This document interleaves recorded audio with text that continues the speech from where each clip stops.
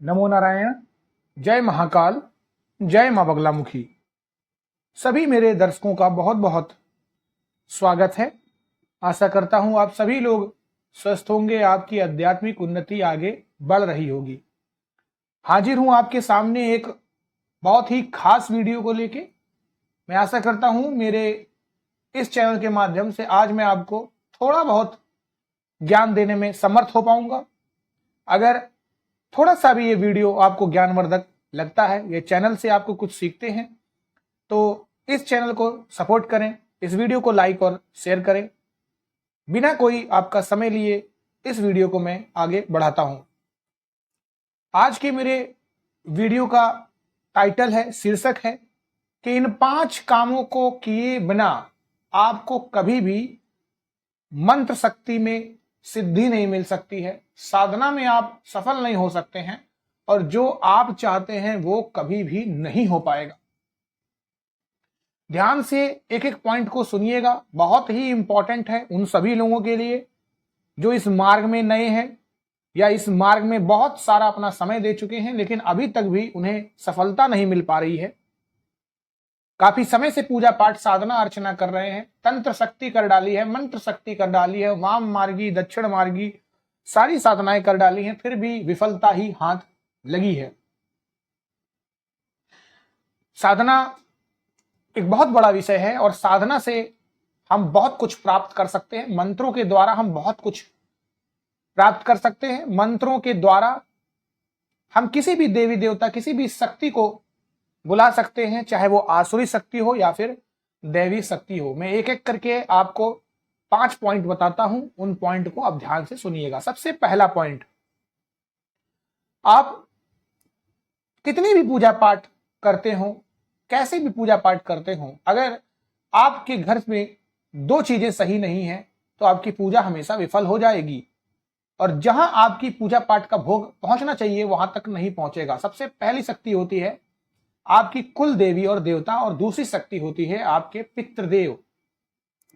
आपके पितृदेव वो हैं जो आपके पूर्वज हैं और अगर आपके ऊपर पितरों की अच्छी दृष्टि नहीं है, वो खुश नहीं है, वो तृप्त नहीं है, भटक रहे हैं, वो आपको श्राप दे देते हैं, तो आप कुछ भी कर ले, आप ये मान के चलिएगा कि आपके ऊपर अगर किसने कितनी भी दुआएं क्यों ना दी हो, 99 दुआएं आपके ऊपर हो, लेकिन एक बद्दुआ आपके पूरे कमाए हुए पुण्य को नष्ट कर सकती है।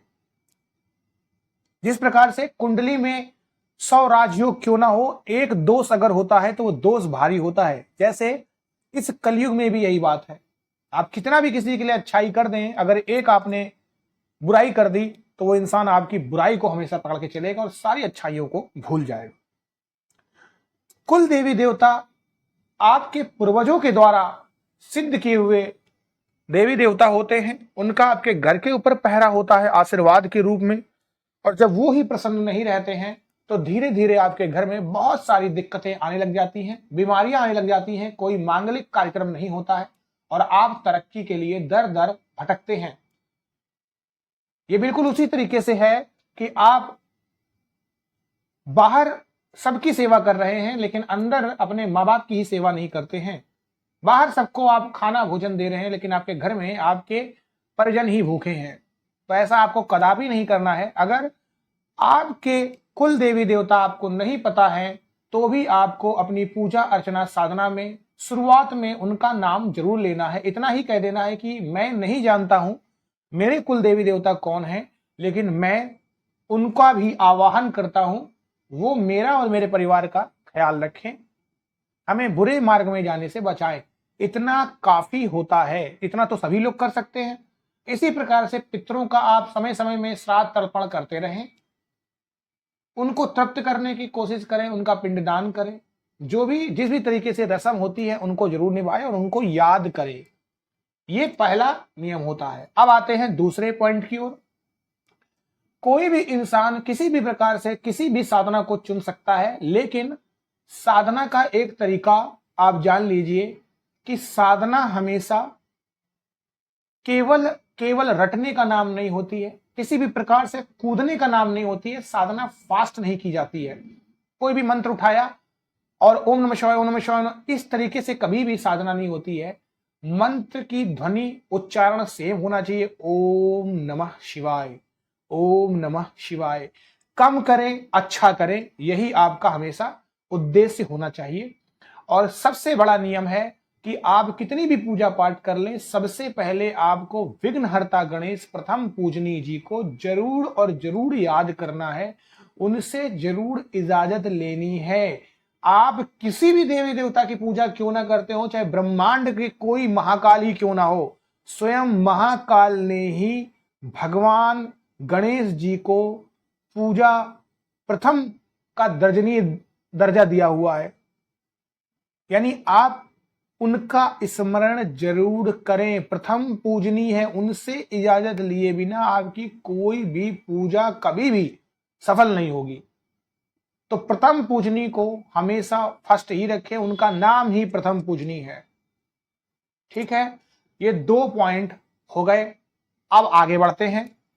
तीसरा पॉइंट, कोई भी इंसान कोई भी साधना करता है उसमें बहुत सारी गलतियां कर देता है, छोटी छोटी गलतियां हैं। ये तीसरा पॉइंट है, उसको ध्यान से सुनिएगा। पहला, कई सारे मंत्रों का एक साथ जाप करना, कभी भी ऐसा नहीं करना है। एक साधना को पकड़ना है, जब उसके मंत्र पूरे हो जाते हैं तब दूसरे में कूदना है। एक बार में एक साधना होती है, 2-3 साधनाएं कभी भी नहीं होती है। 2-3 साधना अगर आप कर रहे हैं तो आपका मन भटक रहा है, आपको उस मंत्र पे, उस देवी देवता पे भरोसा नहीं है। दूसरी बात है, आज आपने 1 माला की, कल 10 माला की, फिर समय आया 2 की, फिर अगले दिन 30 माला की। इस तरीके से कभी भी नहीं होता है। मुझे पहले ऐसे बहुत से कमेंट आए हैं कि अगर गुरुजी हम एक दिन में ही 15,000 20,000 मंत्र का जाप कर दे, ऐसा नहीं होता है। आप जिस प्रकार से पहले दिन करते हैं वही क्रम आपको पकड़ के रखना है। साधना कोई मैराथन दौड़ नहीं है जहां पर आप दौड़ रहे हैं स्पीड से, नहीं। साधना एक निरंतर चलने वाला क्रम है, यहां पर अभ्यास के साथ आपको निरंतर लय के साथ बढ़ना है, आपकी विजय निश्चित है। और इसी में सबसे इंपॉर्टेंट पॉइंट होता है संकल्प लेना। जो इंसान बिना संकल्प लिए कि मैं कौन हूं, क्या हूं, किसके लिए हूं, कितने दिनों तक क्यों ये साधना करूंगा, वो बिल्कुल व्यर्थ है, क्योंकि उसका एम नहीं है, उसका कोई गोल नहीं है। तो ये 3 पॉइंट आपको ध्यान में रखने हैं। अब आते हैं चौथे पॉइंट की ओर।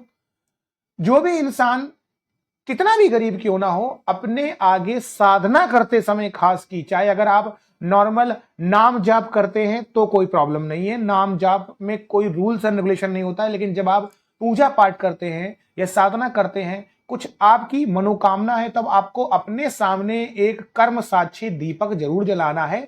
दीपक पवित्र होता है, चूंकि अग्नि का होता है। दीपक में ही देवी देवता विराजमान होते हैं। दीपक ही इंडिकेट करता है कि आपके घर में निगेटिव एनर्जी है, क्योंकि वो फड़फड़ाने लगेगा, बुझ जाएगा। और दीपक ही इंडिकेट करता है कि आपसे भगवान कितना प्रसन्न है। ये कर्म साक्षी दीपक होता है अग्नि का, इसी में देवी देवता विराजमान होते हैं। इसीलिए आपको दीपक में बहुत सारी आकृतियां देखने को मिलती हैं। तो ये भी सबसे इंपॉर्टेंट पॉइंट होता है, अपने आगे एक दीपक जरूर जलाएं। घी नहीं है, सरसों का जलाएं, लेकिन जरूर जरूर जरूर जलाएं। फर्क नहीं पड़ता है कि चांदी का दीपक है, कि वो सोने का है, कि पीतल का है, कि तांबे का है। आप मट्टी का भी दीपक जला सकते हैं, कोई प्रॉब्लम नहीं है। जैसी आपकी श्रद्धा, वैसी आपकी भक्ति, और जैसे आपके पास पैसे हैं वैसे ही आप काम करें। अगला 5वां पॉइंट इंपॉर्टेंट है। हर इंसान को अपने सामने एक गिलास जरूर रखना चाहिए भर के।